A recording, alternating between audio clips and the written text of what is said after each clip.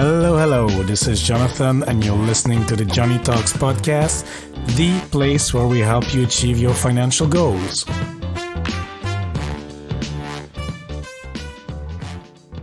Hola, amigos. Hope you're having a great day wherever you are. And if you're a new listener to the show, special warm welcome to you. I really appreciate you tuning into the show. And if you're a returning listener, welcome back. I appreciate it even more. In today's episode, we will speak to my friend Kanwal Sarai from Simply Investing. Kanwal has been an active dividend stock investor over the past 21 years, and his strategy, or should I say his 12 rules, helped him to retire from his day job 2 years ago. The approach he takes is very sensible. There are no shortcuts or investing secrets. Kanwal, who's very skilled at making things simple, will explain his 12 rules in a very comprehensive manner and will also help us understand some misconceptions on dividends in general. He really makes learning about a complex topic very enjoyable and simple, as you will hear.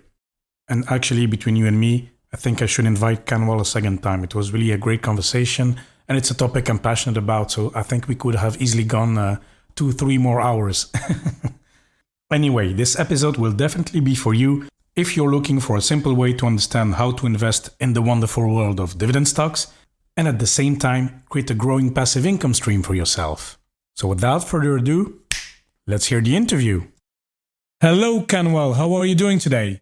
Good, Jonathan. I'm doing very well today. How are you? Yes, I'm fine. Thank you. It's evening here, and I'm ready to relax a little bit and enjoy this conversation first, of course. But yeah, very happy and in a good place right now. So yeah, all good on my side. Awesome. I'm very happy to be here. Thank you for the opportunity. Yes, and I'm very excited to have you on because you're an expert in investing in the stock markets, and then you have been doing this for a number of years, 20 years plus, and you have this philosophy or this 12 rules that you developed, which have helped you to help many of your customers, many of your followers. And I'm excited to share this as well with my listeners. So I think it will be great. Yeah, that sounds good. Okay. So Kanwal, maybe let's start with the beginning. What are you doing today? And can you tell us a little bit about Simply Investing? Sure. So I am very fortunate to have retired from my day job at the age of 47. So I am today running Simply Investing full-time. My passion has always been investing and teaching, teaching people how to invest responsibly. So that's what I'm doing. Aside from COVID, I'm enjoying. Everything's been great. Everything's closed down, but other than that, it's a big change. So it was about 2 years ago that I was fortunate enough to leave my full-time day job and focus full-time on Simply Investing. No, that's great. And what were you doing before? Were you also in the finance industry or? No, my background is in computer science. So I've got a bachelor's in computer science. So I spent a 25-year career working in software companies as the software manager, a QA manager as well, professional services, and software testing. And where did that passion for investing come from then? Yeah, great question. I did what everybody else, what my parents taught me, and I think most people, get an education. So I got a good education. I went to university, got a degree, and then I said, okay, now what? They said, well, go out and get a job. So I got a full-time job, and I said, okay, now what? Well, you should start investing some of your money. And my parents, they weren't taught how to invest. They just did what everyone else did. And so I started doing what my parents told me, which was to put money in mutual funds. And so I started doing that for about 10 years. So this is going way back. Even before I graduated from university, I had some part-time jobs.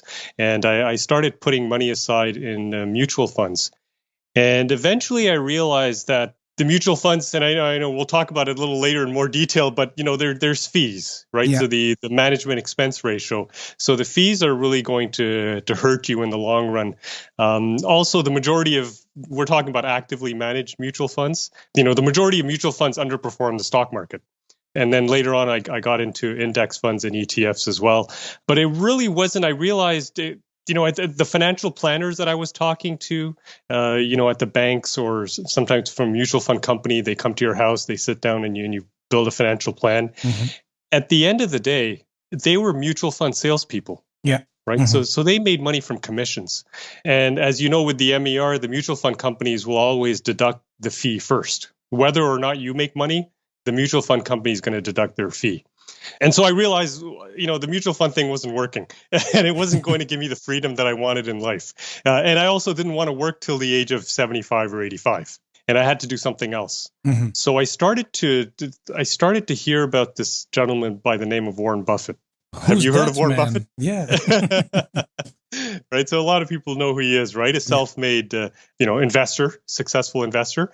So I realized I had to do a couple of things. Number one, I had to find some good role models, right? So people who are successful 30, 40, 50, 60 years, right? Not somebody who won the lottery or somebody who had rich parents or a hedge fund manager who made $1 million and then lost all of it the following year, but successful investors over the long term. So number one, find out who they were. And number two, just copy what they did. Yeah. So it's so simple, right? There's no real secret. Everything we're going to talk about today, I mean, there's no real secret here. It's been around for a very long time. So I read, Warren Buffett has not written a book, but there's a lot of books written about him. So I read those books. Benjamin Graham, some of your listeners may or may not know who he is. Benjamin Graham was actually Warren Buffett's teacher at Columbia University. And so he is known as the Godfather of value investing. Right. So I started reading The Intelligent Investor is one of his books from Benjamin Graham.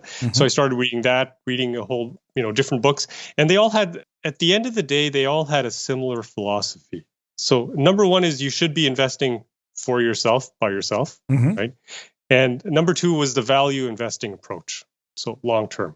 I'm sorry, that's a long answer to your question. But no, very good. That's where I got started. Yeah. No, very good, very good. And you see, you went straight to the best, Warren Buffett. And I think from your website, I also saw names such as Peter Lynch and all those famous guys, but really like the la crème de la crème, as we say. So the best. Right. So that was, these guys were your inspiration. And then as you dug in, their material, their approach, and then you started to apply those principles. Yes, absolutely. And, I really believe in not having to reinvent the wheel, right? So if someone's already done it before and they've been successful at something, you should learn from them and learn from their experience, because that way you can save yourself a lot of time. Yeah. And that was the approach that I took. And so today I refer to myself as a dividend value investor, right? So I'm sure your audience knows, dividends. If you're invested in a company and they're paying you $1 a dividend per share and you own 1,000 shares, you're going to get $1,000 every year for as long as you own those shares and as long as the company continues to pay the dividend. So the dividend is basically it's cash. It gets deposited into your trading account automatically. So you can spend that money if you wish, or you can reinvest it, right? So dividend investors are focused on stocks that pay dividends.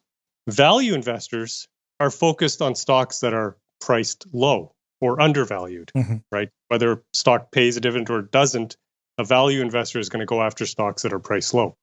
So what I did is I sort of combined the best of both worlds. So I'm looking at dividend stocks that are also undervalued or priced low. Yeah. And there's a third component to this, which is not just looking at dividend stocks that are priced low, but also looking at dividend stocks that are priced low that are quality stocks, right? So a stock that has low debt, has the payout ratio is low. Is the company profitable?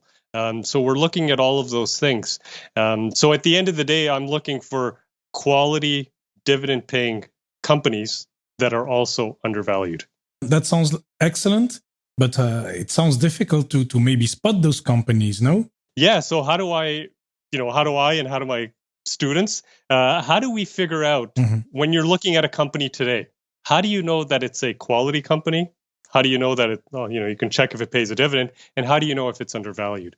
So to help us with that, I've created what I call the 12 rules of simply investing.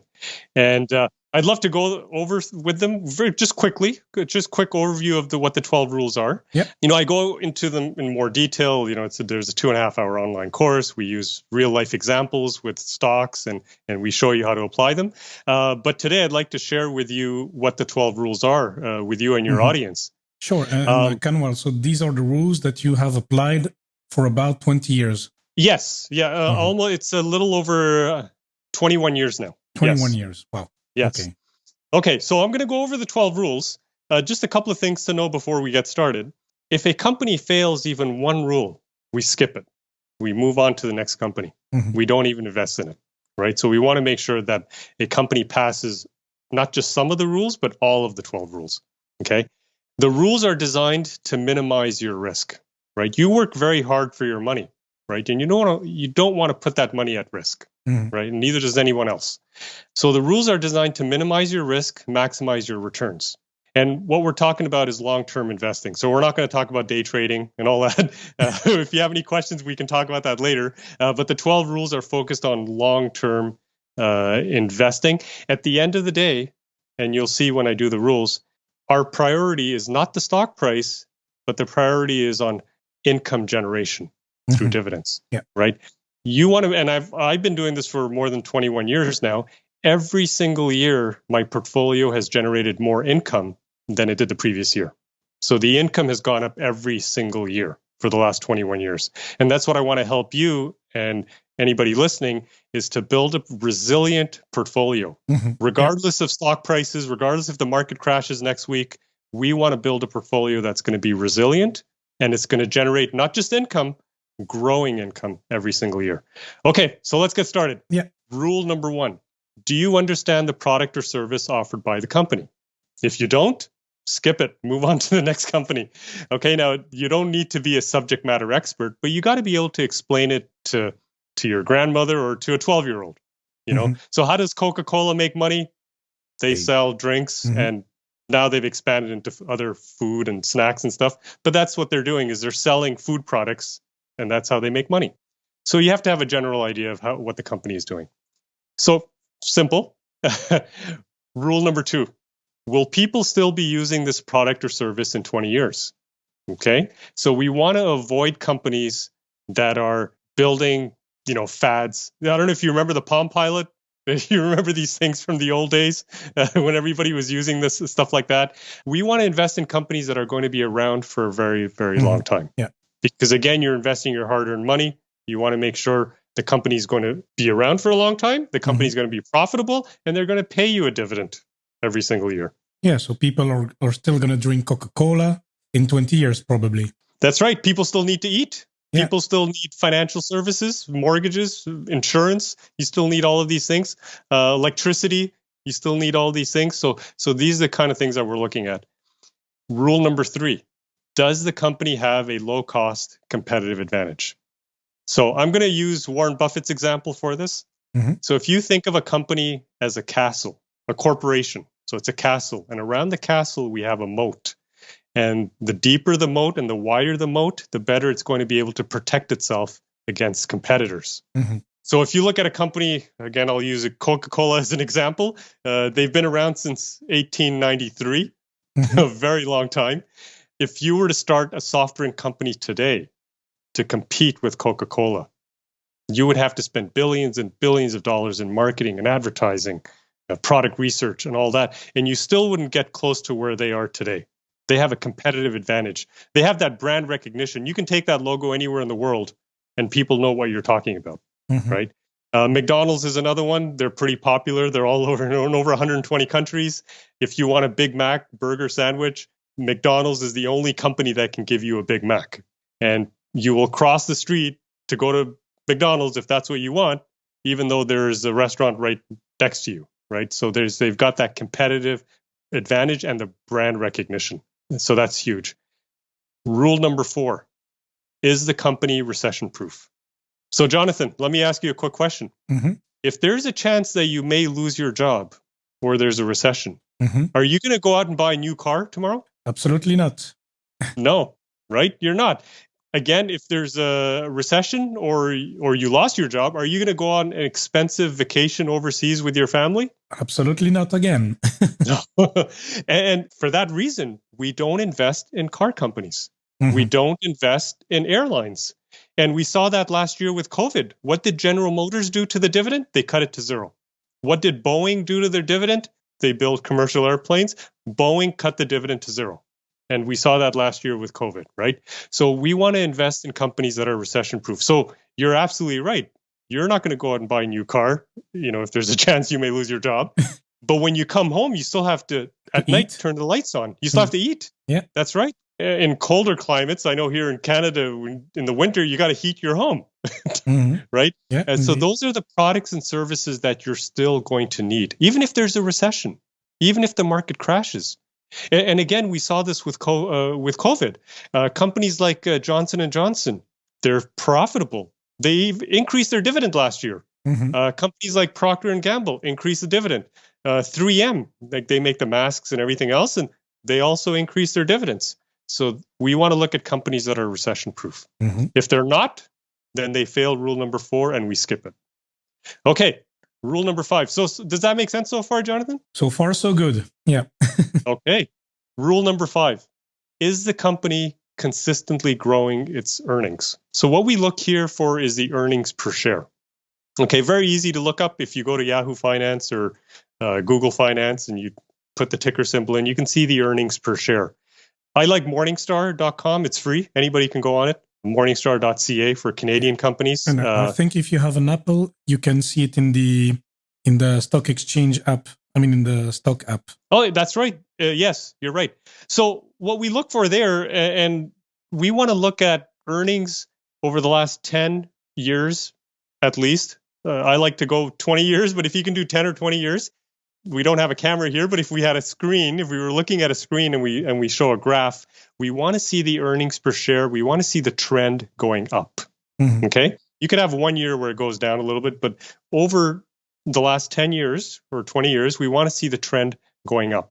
So rule number 5, we cut it off. We want to see 8% or more EPS growth over the last 10 years. And I wanted to ask you, because is there a reason for this 8%? That's based on my research over the last 21 years. And I've gone back and tested that number on a number of companies, and it works really well. And that's, a lot of people ask me, where did you come up with 8? Why not 10? And that's 5. It's just based on research, and it just works. Okay. Yeah, so we want to see at least 8% or more EPS growth. If it's less than that, we skip it and move on to the next company. Rule number 6. Does the company have consistent dividend growth? So similarly, we want to look at a graph for the last 10 years or 20 years, and we want to see the dividends going up. We want to see them increasing over time. So rule number 6, again, we look at 8% or more dividend growth. I'll give you a quick example here. Coca-Cola has been consecutively increasing its dividends for the last 57 years. Wow. I'm going to say that again. 57 years of consecutive dividend increases. Think about how many recessions we've had in the last 57 years, how many market crashes we've had. More recently, right, the 2008 recession with the financial credit crunch, 9/11 in the US with the market crash there, 57 years. Procter and Gamble, they make a lot of consumer products, 63 years of consecutive dividend increases. Johnson and Johnson, 58 years of consecutive dividend increases, right? So nobody can predict the future. I don't know if the market's going to crash in the next 3 days, 3 weeks, 3 months, or 3 years. I don't know what's going to happen. Nobody can predict that. But when I look at companies like this that have had 40, 50, 60 years of consecutive dividend increases, I have a high degree of confidence that next year they're going to pay me a dividend, at least minimum pay me a dividend, but hopefully they'll increase it next year as well. And every time they increase the dividend, that means there's more money in your pocket. Remember, we talked about dividends are cash. It gets deposited to your trading account. So every time a company increases the dividend, you're going to get more money. Yes, it's like a salary increase, but it's you don't have to do anything for it. That's right. It's passive income. Yeah. Right? It's passive income. You're absolutely right. You don't have to do anything for it. And you're just holding on to the shares. And the dividends are going up every single year. So rule number 6 is, they're all important, but I like rule number 6 is passive income and it's putting money into my pocket. At the end of the day, what we want to achieve, the goal is to build a resilient portfolio that's going to generate enough passive income to cover your living expenses. And when you do that, your day job is now optional, right? So that's the goal. Okay, rule number 7. Does the company have a low payout ratio? So I can explain this really simple. Let's say a company has a earnings per share of $2. Okay, EPS, earnings per share of $2. The company pays you a dividend of $1. Okay, so if we take the dividend divided by the EPS, that's a 50% payout ratio. So 50% of what the company earned, their profits, they paid to you as the shareholder. So that's really good. What did they do with the rest of the money? They reinvested back into the company to grow the business. Okay, so let me give you an example with the payout ratio. So let's say a company is paying an earnings per share of $2 a share, but they're paying you a dividend of $3 a share. So what's wrong with that, Jonathan? Oh, so they're paying you more than they earn. That's right, and that doesn't make any sense. Yeah, it sounds sexy, but it doesn't make sense financially. Yeah, that's right. Now they're earning $2 a share, but they're paying the shareholders $3 a share. So where are they coming up with the money to pay the shareholders? Indeed. They're borrowing money from somewhere else to pay the shareholders. So that's not sustainable, right? The company cannot continue to do that. So they're going to have to cut the dividend at some point in time. So that's why for rule number 7, we cut it off at 75%, right? If the payout ratio is more than 75%, the company fails rule number 7. And we don't want to take that risk that they're going to cut the dividend, right? And like we said in the beginning, we want to build a resilient portfolio that's going to generate growing income for you, not less income, more passive income. Okay, so rule number 8, does the company have low debt? Okay, so here we cut it off at 70%. So we don't want to see the debt higher than 70%. But let me give you a quick example, Jonathan. Let's say you're looking at company A and company B. So we have 2 companies, all things considered equal. They're in the same industry. The dividend is the same. EPS is the same. Even the share price is the same. Company A has a debt of 5%. Company B has a debt of 400%. Which company would you rather invest in? Yeah, the one with 4, of course. That's right, company A, because the debt is much less, right? Because when there's a market crash, and it's going to happen, stock markets go up and down, they go in cycles. I know everything is great right now, the market keeps going up, but there will be a crash, we just don't know when, and we don't know how long it'll last. But when there's a market crash or a recession, companies that have a debt of 400, 500, 800% debt, they're going to have a very hard time surviving the downturn, right? The interest payment is going to be too high. They can't afford to do that. But companies that have a debt of 0%, 2%, even 10, 20%, they're going to be much more better equipped, more resilient to survive any market crash. And there's companies today that have 5, 6, 800% debt, right? You can look it up and they're there. We want to avoid those kind of companies. Okay, rule number 9.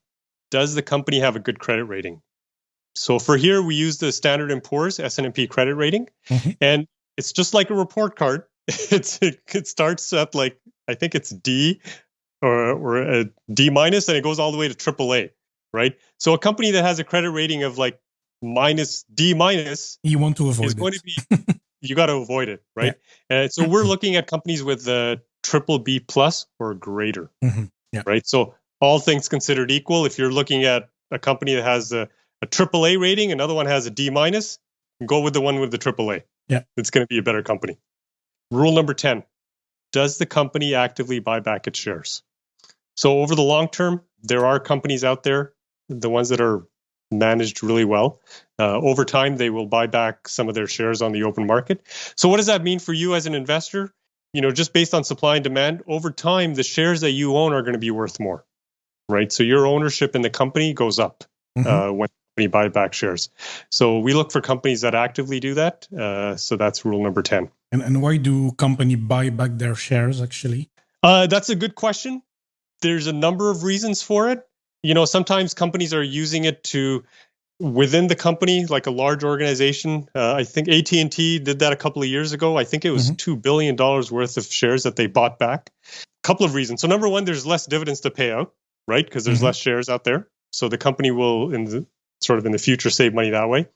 The company needs to hold some of its own shares anyway, especially if they're offering shares to their staff, their employees, right? So they need to get them from somewhere. So that's another way to do it. And basically, they kind of, and now we're getting into a lot of sort of the gray areas, like as to the timing of when they buy it. But the advantage is to reduce the number of shares that are outstanding The dividends is one, so they don't have to pay as much, and then also shares that they need to hold so they could offer to their employees. Yeah. Okay. There's a lot more other reasons, but that would feel free to Google it because it would lead into a longer discussion. But I'm hoping that answers the question for now. As an investor, it's a good thing in the long run. Okay, so rules number 1 to 10. If a company passes all of those 10 rules, you know that you have a quality company on your hands. Okay, we've talked about in the beginning quality stocks. So if a company passes 1 to 10, it's a quality company. Now we're going to look at value. Is it price low, undervalued? Is it on sale? Is it on sale or is it overvalued? That's right. So rule number 11 looks at that. It's in 3 parts. So 11A. So the PE ratio must be 25 or less. Okay, so that's pretty easy to look up, and you can tell right away if a company passes rule 11A or not. Rule 11B, the current dividend yield must be higher than the company's average 10-year dividend yield, either 10-year average or 20-year average. So you always want to compare the current yield to the company's average dividend yield. And if the current yield is higher than the average, then the company is undervalued. Does that make sense? Yeah, absolutely. Okay. Rule 11C is the price to book ratio must be 3 or less, right? So here we're looking at the book value of the company, the price related to the book value. So 3 or less is going to tell us that the company is on, like you said, on sale. I like that. Okay, so now we have 1 rule left. We've covered the first 11 rules. Okay. The last rule has nothing to do with looking at financial data, has nothing to do with looking at companies and what they're up to. The last rule has everything to do with you, the investor. Rule number 12 says that you have to keep your emotions out of investing.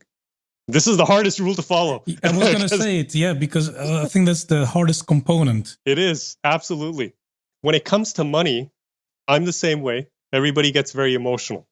Right? So if you invest $10,000 into a stock or $5,000 into a stock, you get very emotionally attached. Or sometimes people fall in love with a company even before buying it. A lot of people are in love with Tesla, right? Yeah. But does Tesla pass the 12 rules of simply investing? Oh, no. I think the PE ratio is above 1,000. So that's right. Yeah. So the key here is you have to have discipline and patience. Okay. The discipline is to apply the 12 rules. This is a checklist, right? So that's what I gave you as a checklist. And you just go down the checklist and you look at the company. It's either going to pass the rule or it's going to fail the rule. That's it. So that makes it easier to just be disciplined and stick to the 12 rules. No shortcuts here. Don't try to skip anything, right? So that's important. The other thing is patience, okay? You have to have the patience to ride out any market crashes or market downturns. I said before, the stock market goes up and down in cycles. We are going to get another crash. Just don't know when, but it happens. So you have to have the patience to ride it out. And this is long term. So any money that you need, or your audience that you need in 5 years or less, if you're saving for a car or a vacation or you want to go to university or something, any money you need in 5 years or less should not go into stocks. That means it should not go into mutual funds either, index funds or ETFs, because all they do is they turn around and buy stocks with it. Exactly. Right? Imagine if you're saving for a down payment for a house and you have $30,000 in cash and you say, I'm going to buy a house in 2 years, and you put all that money into stocks. And in 2 years, that 30,000 is now only worth 15,000, right? What are you going to do now? It's the worst time to sell is when prices are low, right? So you don't want to put yourself in that position where you're stuck. So this is 5 years or more, money that you don't need in 5 years, right? That in 5 years or less, that's what should go into investing. So it's a long-term perspective. Yeah, absolutely. Okay. Yeah. And so these principles that you have followed, so now, and you never wavered from them, you never thought, okay, I will skip one, I will change one, or I do some exceptions here and there? No. Now, let me explain what I mean by that, because that was a very strong no. I was like, whoa. The first, I would say, so I've been doing this for 21 years. So the first 5-6 years, follow the rules very strictly. And you should always follow the rules strictly. And especially anybody who's beginning. If you're just starting to invest today, or you have index funds and ETFs and now you want to buy individual stocks, follow the 12 rules. Mm-hmm. Everybody should follow 12 rules. The one I've never violated is Rule 11B. Mm-hmm. Never violate Rule 11B in 21 years. That's really important. Now, what happens is, I'll take rule number 7, for example. We said the payout ratio is 75% or less. Mm-hmm. After 6 years, I've built the first 6 years, I built a substantial portfolio. I had about 25 stocks that I owned. Mm-hmm. I had them for 6 years. The portfolio was doing well. It was generating income. And especially in Canada, there's not a lot to choose from. I invest in Canadian and US stocks. Mm-hmm. But in Canada, there's 5 big banks. I own all the 5 big banks. There's only 3 telecommunication companies, Rogers, Bell, and Telus, and I own all 3 of them. So after about the 6-7 year mark, I'm like, okay, I have another, $10,000, $20,000 to invest. I already own all the companies that pass the 12 rules, Mm-hmm. right? So now I'm going to look at something that, let's say rule number 7, it gets a 77%, right? Mm-hmm. So it fails the rule because the cutoff was 75, but it doesn't mean it's a bad company, but it requires further investigation. So that's when you go in and you say, okay, let me look at the last 10-year history of the dividends. Let me look at the 10-year history of earnings per share, Mm-hmm. right? So then I make a decision then, Mm-hmm. and I'm being completely honest with you and your audience. So then I will invest in a company, even though it fails one of the 12 rules. But that's after 6 years of having built a solid portfolio. Mm-hmm. So for anybody out there who's beginning or starting, always follow the 12 rules. Mm-hmm. No, very good tip, because I think it's important to have a guideline, because it's easy to change and to adapt. But then if you have 12 rules that work, that have proven itself for you and for your students, then it's great, because then you have proof, you have, and it's easier, then you don't have to do as much research. I don't know, does it take time to find all of this information, by the way? Yeah, a great question. So, in the course, I teach the 12 rules. It's a video online course, and then we have examples on how to do it. I also provide everybody with a spreadsheet. So it's got the 12 rules in the spreadsheet with all the formulas in there to save you time. So to answer your question, the first time you do this, it's going to take a little bit of time. It gets faster after you've done it many times. The first time you do it, it's going to anywhere from an hour to 2 hours. You have to sit down. You have to go get all of the data from, Morningstar or Yahoo Finance or any of those websites, and you have to put all that into the spreadsheet, and then you have to apply the 12 rules. Mm-hmm. So the first time you do it, it does take a little bit of time, and then it gets a little quicker. So what I do, so the feedback, and I've been teaching this course since 2007, the Simply Investing course, and so the feedback I got from people there's 2 comments.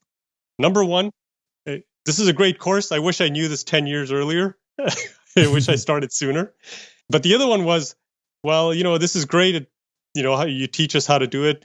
But why don't you just tell me which companies pass the 12 rules? Just tell me what they are, because I don't have time for this, right? If you're a money nerd like me, there's a couple of money nerds who like to do that, who like to do the research and fill out the spreadsheets and do all that. That's great. But most people, if you're busy, if you've got a day job, you've got children, your spouse has a day job, the kids, your life is busy. Life is very busy. You don't have time to do that. So I have the Simply Investing report. So I track 245 companies every month, and I apply the 12 rules to all 245 companies every month. Okay. Yeah, so I was looking at the most recent issue. So there are right now 8 companies in the US that pass the 12 rules, and 5 companies in Canada that pass the 12 rules out of 245. Okay. And then I'm wondering about your own portfolio, because then, since you've been doing that for a number of years, have you changed companies, switched out companies, and are you still looking at adding new companies, or do you keep reinforcing your positions in those companies that you've been with, like Coca-Cola, for example, for a long time? Yeah, excellent. Great question. So a little bit of both. So I will keep reinforcing some of the positions that I already have. If the company is undervalued today, right? If it's not, then I'm not going to buy any more. Mhm. So I do apply the 12 rules. The goal is always to have a company pass all of the 12 rules. Yeah. So those are the companies I look at first. So there's 8 companies today in the US, and I own most of them. I'm looking at the list here, right? So I will reinforce the ones that I already own. So that's one part. I don't trade very often, Mhm. right? So the question was, when do you sell? I don't trade very often. One of the questions I get, which is similar to what you just asked, is people will say, well, what if a company fails one of the rules? Should I just sell it? If I own it, Yeah. I bought it last year and now it fails rule number 7. Should I just sell the company? No, because as long as the company is continuing to pay you a dividend, as long as the company is increasing the dividend every single year, right? As long as it's still a quality company, right? The payout ratio might go to 77% temporarily, right? The debt might go to 80% temporarily, right? But if you already own the company and it's a good dividend paying company and they're increasing the dividend, then hold on to it. Okay. Because you are going to earn, in the long run, you're going to earn more. So there's value in holding on to the company. Yeah. So I hope that answers your question. Yeah, no, that's very good. No, I see. Kanwal, no, that's very good. And then I have another question regarding your portfolio, asset portfolio in general. Then, do you only invest then in individual shares, or do you also invest in ETFs and then maybe other asset classes or even bonds? Yeah, good question. So no bonds. No bonds at all. Okay. No, and no ETFs, no index funds, no mutual funds. Everything is in individual stocks. Okay, very good. And then maybe one last item I wanted to touch upon. Of course, the recent news. The stock market is a bit crazy at the moment, and then we saw as well this adventure, or how can I say it? Yeah, adventure or event with GameStop, and people are shorting stocks. We're not gonna go into the details, but I just wanted to hear your opinion on all this kind of market movements. And Elon Musk tweets, then he says he names a company, then the stocks goes up like 18,000% or all these things. Yeah. So it makes for fun headlines, of course, but I don't know. I wanted to hear your opinion on all of this. Yeah. So it is great for entertainment. It's I think people have to understand that the news outlets, the news media, and could be on TV, online, or the radio, or even magazines. These are all corporations, right? And a corporation only exists to generate profits for its shareholders. So the media is not here to educate you on how to become wealthy or to educate you on how to invest responsibly. They are here to make profit for their shareholders. And the way they can make more profit is by getting more people to click on their article or to watch their videos, right? Because then they can sell advertising, right? So all of this is very entertaining. GameStop, AMC, which is the movie theaters, also same thing happened with that. Correct. Either Elon Musk or somebody else will tweet something about a company, and then, like you said, the stock price goes up 5,000%. My recommendation, if you're interested in buying that company, apply the 12 rules of Simply Investing. Apply the 12 rules and then decide if it passes all the rules, then you may want to consider investing in it. But if it doesn't, then skip it and move on to something else. Yeah. Okay. So, yeah, actually, it's very easy. You make it very easy, actually.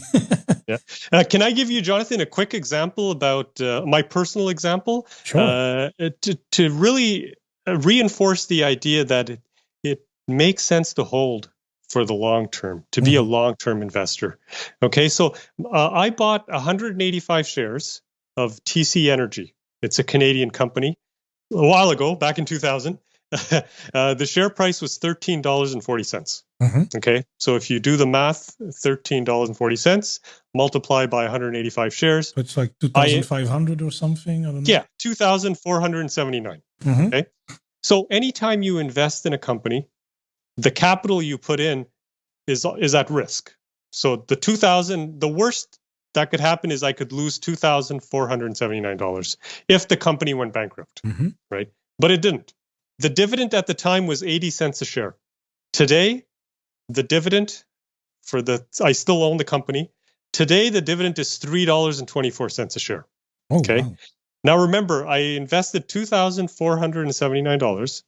Since I've owned this company, this one stock, this TC Energy, has paid me over $6,700 in dividends. Okay, so it the dividends alone paid more than what you put in. Yeah. That's right. So the share price today, I don't know what it is. I've like $55 or something was the share price. Mhm. Do I care if the price drops tomorrow to $40 a share? Yeah, absolutely not. No.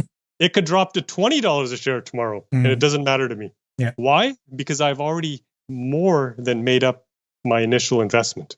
Yeah. Right? Now, if we take the dividend today, which is $3.24, based on my purchase price of $13 a share, you're looking at a dividend yield of 24%. So 24% of what I invested comes back to me every year as cash. So it's about $600 a year in cash from just this one company alone. Yeah, that's a nice way to see it, indeed. Yeah, if you keep it for the long term. I mean, I haven't experienced that yet because I started investing in 2014, 2015, where I started. So let's see how that goes further. Yeah. Yeah. So every time the dividend goes up, the company increases the dividend, your dividend yield based on the purchase price is going to go up. Right? Yeah, indeed. So you mentioned bonds. What's the interest rate on a bond today? I don't even know. No, I think it's like, I mean, in Europe, the most bonds, they're less than 1% or something. Really, I mean, I don't even want to, I'm losing money by buying a bond. I don't own bonds. Yeah. So. Yeah. And it's the same in Canada and the US. It's the same thing. They have term deposits where you lock in your money for 1 year, 2 years, 3 years.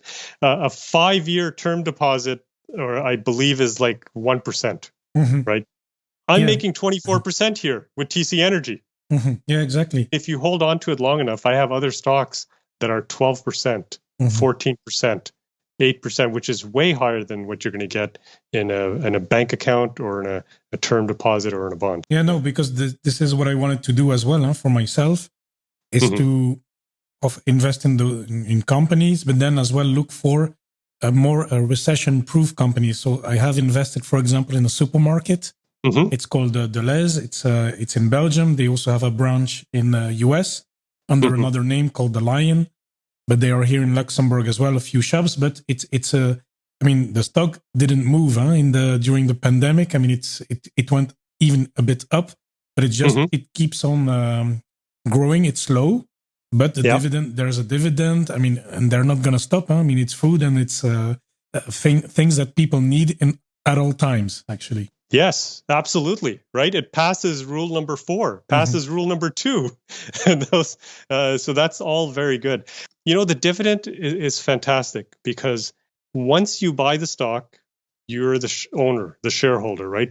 You're going to receive the dividend. The stock price can go down tomorrow, can go down next week, but you're going to get the dividend, right? So regardless of what the share price does, you're receiving the dividend, and that's your passive income, right? Without the dividend, you're only hoping for the share price to go up.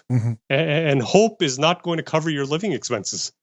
Only the passive income is. Yeah, correct. And then I will share as well, one of my mistakes in investing is that I thought, when I started a bit, a couple of years ago, I thought that the dividend that you got, the yield, I thought that it was growing with the value of the company. So this I didn't, so I was completely mistaken, actually, because I didn't know that actually the Mr. Market is, let's say, controlling the stock price, but it's the real economy, the real profit of the company that will determine your dividend, actually. Yes, Jonathan, you're 100% correct. And I get this question a lot, especially when I give talks about investing in large groups. The number one question I get is, well, what happens to the dividend when the stock price drops?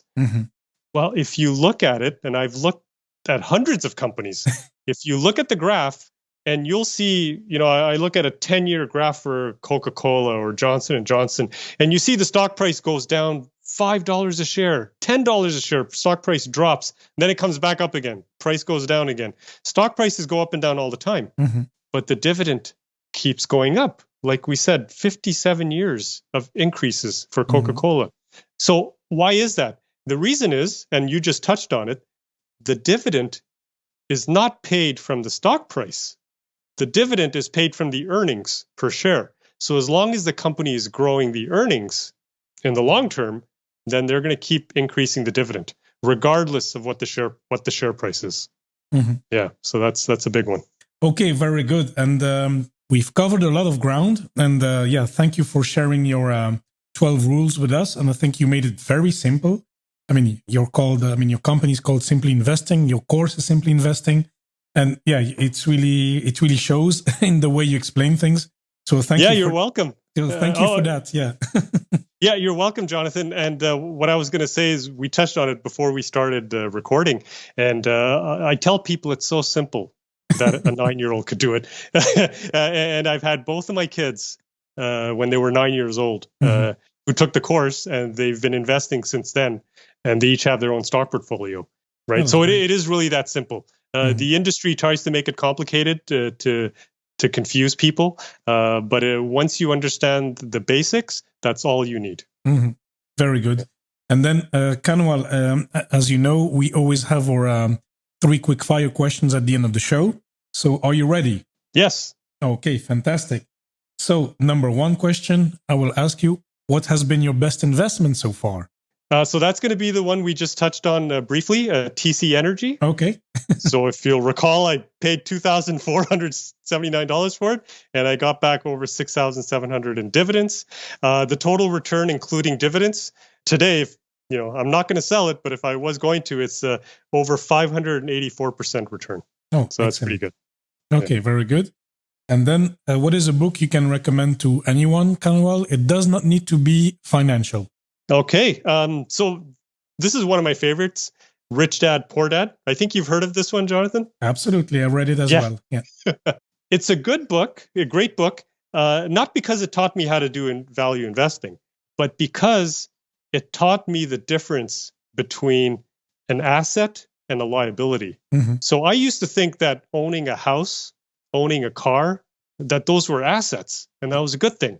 And the way Robert explains it in his book, Rich Dad, Poor Dad, is anything that puts money into your pocket is an asset. So dividend stocks, real estate, owning a business, anything that puts money into your pocket is an asset.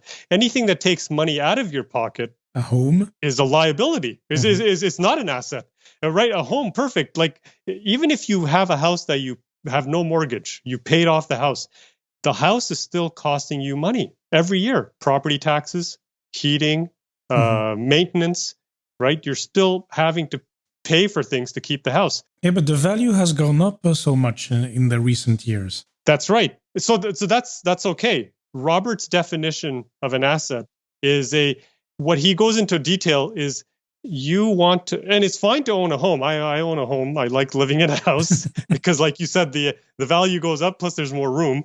So I'm not saying owning a house is a bad thing, but knowing the difference between if you can, in your 20s and 30s, the younger you are, the better off you will be. I wish somebody told me this 20 years ago, right? In your 20s and 30s, your goal should be to acquire revenue generating assets. Yeah. Okay. The more you can get revenue generating assets, the better off you're going to be. So that does not mean to go and buy 5 cars, because a car is not a revenue generating asset. Does that make sense? Absolutely. I mean, you need the maintenance, you need everything. It looks cool. It loses its value. I don't know. It's like from 30 to 60% when you drive it off the lot. So no, definitely not an asset. So you're right about the house. If the value goes up, that's great. It's going to be worth more in the future. But it's not. If you don't sell it, you're not getting anything out of it. That's right. And it's not a revenue generating asset. So that was the big key that came out of that book, was understanding what is a revenue generating asset. Yeah, absolutely. And then, Kanwal, last question. What is a purchase that you made for under $100 that you can recommend to everybody? Yeah. So this was $26. It's called the 5-Minute Journal. I love it because I use it every single day. And I'll just quickly tell you what happens. So you open it up in the morning, 3 things that you're grateful for, and you write them down in the journal. 3 things that you hope to accomplish today, and you write them down in the journal. And then before you go to bed at night, you open up the journal and write down 3 amazing things that happened to you today. And how could I have made today even better? Mm-hmm. And that's it. So it's literally a 5-minute journal every day. And I've been doing this every day for almost 4.5 years now. Mm-hmm. And it's been made a huge difference in my life. Number 1 has been gratitude. Yeah. So you just wake up in the morning, even at night before you go to bed, you've got gratitude for what you've done in the day and all that you have. So that's been huge. So yeah, that's sort of my best purchase under $100. Okay, very cool, very cool. And Kanwal, I mean, we talked about your course, your 12 rules. So where can people find you? So simplyinvesting.com is your website. Yeah, so the website has links to everything, my YouTube channel. Yeah. The Twitter handle is @Kanwal_Sarai. But you'll go to simplyinvesting.com and you'll get links to Twitter and the YouTube channel as well from my website. Okay, and I will link everything in the show notes anyway so the listeners can find you and learn more about investing and your 12 rules and maybe apply it for them and grow their passive income. Awesome. Great. Yeah. Thank you again, Jonathan, for having me on your podcast. It was a lot of fun. Yeah. Thanks for sharing your stories and your tips with us. It was great. Thank you. I hope that you enjoyed this episode and that you learned something from it. And if you found it useful, please make sure you share it with a friend, or you can also leave a rating in your favorite podcast app. This is helping the show to grow. So if you do so, thank you very much. And I take the opportunity to give a little thanks to Renata in Luxembourg. So thank you for leaving a comment. It really helps. Thank you very much. Oh, and one more thing, as one of my heroes, Lieutenant Colombo, would say, should I invite Kanwal for a future episode? Let me know. And now let's go through the key takeaways for today. Number 1, learn from good role models and do not try to reinvent the wheel. Look at investors with success over the long run, the Warren Buffetts of this world, and follow this investment principle or philosophy. Invest for yourself by yourself and invest long term. There are no investing secrets. Number 2, what is dividend value investing? That is looking for quality companies with a strong balance sheet that are paying a dividend, a part of their profit, and that are also at the same time undervalued. So they're priced at a discount. The priority is to generate growing income, not to focus on the stock price. And to help us identify the relevant companies, Kanwal has developed his 12 rules, which I will just name here, not expand on them. 1. Do you understand the product or service offered by the company? 2. Will people still be using this product or service in 20 years? 3. Does the company have a low-cost, durable, lasting competitive advantage? 4. Is the company recession-proof? 5. Has the company had consistent earning growth? The EPS growth, earning per share growth, must be at least 8%. 6. Has the company had consistent dividend growth? The dividend growth must be at least 8% as well. 7. Does the company have a low payout ratio? The payout ratio must be 75% or less. 8. Does the company have low debt? The debt must be 70% or less. 9. Does the company have a good credit rating? The company must have a minimum S&P credit rating of BBB+. Number 10. Does the company actively buy back its shares? 11. Is the stock undervalued? 11A. The PE ratio, the price on earnings ratio, must be 25 or below. 11B. Is the current dividend yield higher than the average dividend yield? 11C. The PB ratio, price to book ratio, should be 3 or less. And number 12. Keep your emotions out of investing, and that's probably the hardest one actually. Next big takeaway. It makes sense to invest for the long term. If you invest in a company with a growing dividend, the dividend yield will go up over time from your invested money. So this is something I never thought about myself. It was a nice way to put it. Number 4, the dividend is not paid from the stock price. It is paid from the actual company earnings, regardless of the current stock price. So yeah, don't make the same mistake as me. And then last one for today. It's something we actually didn't really discuss on the show, but we discussed with Kanwal after the show.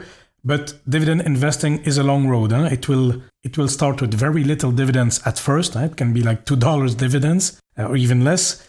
You need to keep feeding your portfolio and you will see that passive income grow beautifully. So that was it for today. Thank you so much for listening. It really means a lot to me. Make sure you subscribe in Apple Podcast. And of course, please do not hesitate to contact me if you have any questions or feedback. Send me an email, john@johnnytalks.com, or connect through social media at Johnny Talks on Facebook, Twitter, and Instagram.